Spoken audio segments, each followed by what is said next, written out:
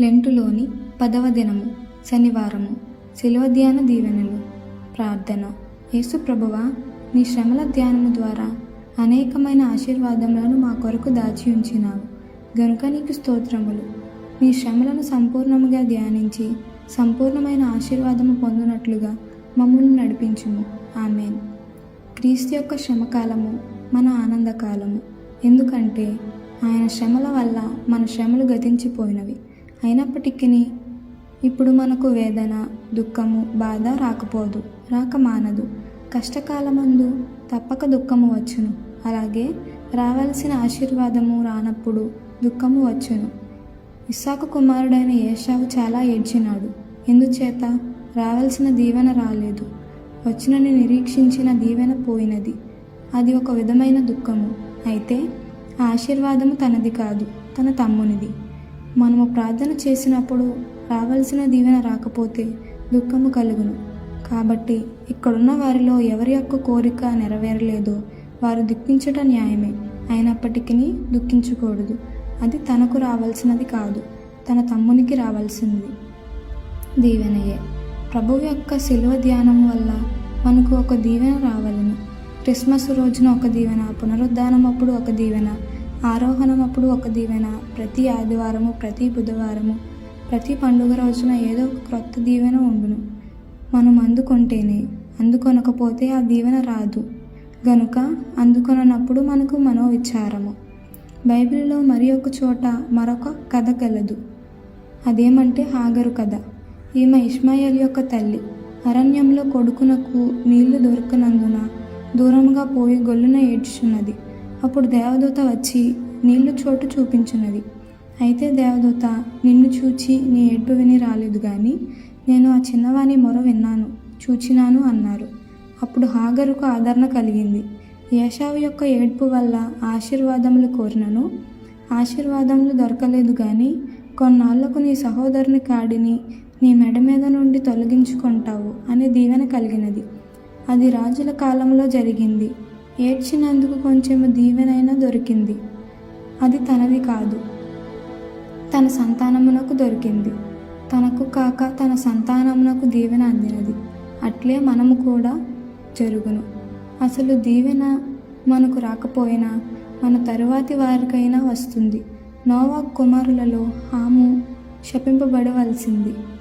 అయితే అక్కడ అలాగు లేదు గాని కానాను శపింపబడెను. హాము యొక్క సంతానమునకు కూడా శాపము అప్పుడు రాకపోయినను ఆ సంతానంలో ఎవరికో ఒకరికి తరువాత రాకమానదు. గనుక మీలో ఎవరైనా ఒక చెడు కార్యము చేస్తే దాని ఫలితము మీకు రాకపోయినను మీ తరువాత వచ్చే వారికైనా వచ్చి తీరును. అట్లే దీవెన కూడా వెంటనే రాకపోయినను మీ తరువాత వచ్చే వారికైనా లభించును. అలాగే మీరు శిలువ ధ్యానం చేస్తే దీవెన మీకు రాకపోయినను మీ తరువాతి వారికైనా వచ్చి తీరును. హిజ్కియాకు మరణము దగ్గర పడినది అని వినబడినప్పుడు అతడు వెంటనే గోడ తట్టు తిరిగి కన్నీరు కార్చెను. ఆ తరువాత దీవెన వచ్చింది. ఆ దీవెన ఏమనగా తన ఆయుష్కాలము పొడిగింపబడింది. ఆ దీవెన తన కాలంలోనే వచ్చింది. అలాగే మీరు శిలువ ధ్యానం చేస్తే వెంటనే దీవెన రావచ్చును అని తెలుసుకోవలెను. ఈ ప్రకారముగా ఇది బైబిల్ చరిత్రలో ఉన్నది. లోక చరిత్రలో కూడా అదే ఉన్నది. ఉదాహరణకు, ఒక మనిషి పాపం చేసినప్పుడు విలపిస్తాడు. ఆ తరువాత క్షమాపణ పొందును. ఆ తరువాత అతనికి ఆశీర్వాదము వెంటనే వస్తుంది. బైబిల్లో ఇంకొక కథ గలదు. ఒక స్త్రీ ప్రభువు కాళ్ళు కడిగి ఏడ్చింది. ప్రభువు వెంటనే పాప క్షమాపణ చెప్పినాడు. అది ఆమెకు దీవెన.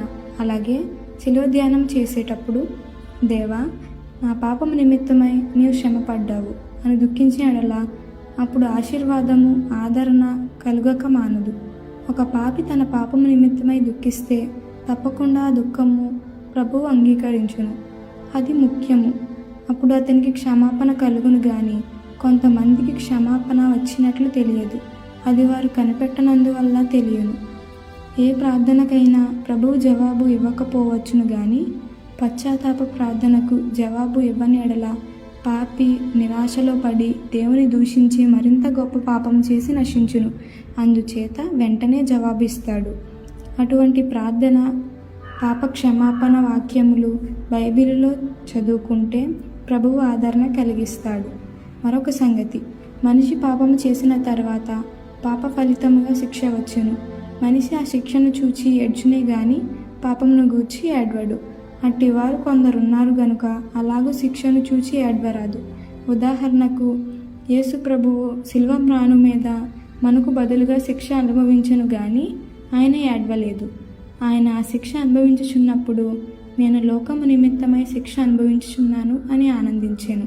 అట్లే మనం పాపం చేసినందువల్ల శిక్ష వచ్చినప్పుడు శిక్ష అనుభవించుచున్నాను అని ఆనందించవలెను. శిలువ ధ్యానము వలన అదే మనం నేర్చుకొనవలెను. శిలువ ధ్యాన కాలమందు కొందరు స్త్రీలు ఆయన బాధలు చూచి ఏడ్చినారు.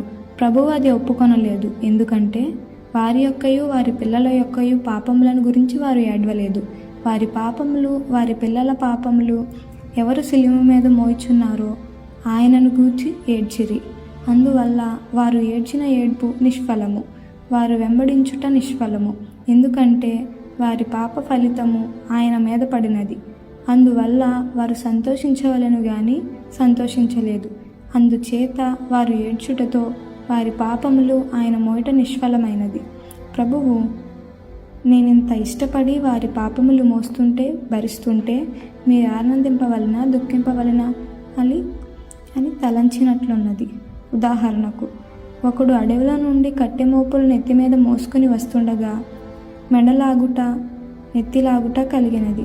అప్పుడు ఇంటి వద్ద నుండి వచ్చిన ఒకరు ఆ మోపు తన మీద వేసుకుంటే అతడు ఏడ్చునా, సంతోషించునా?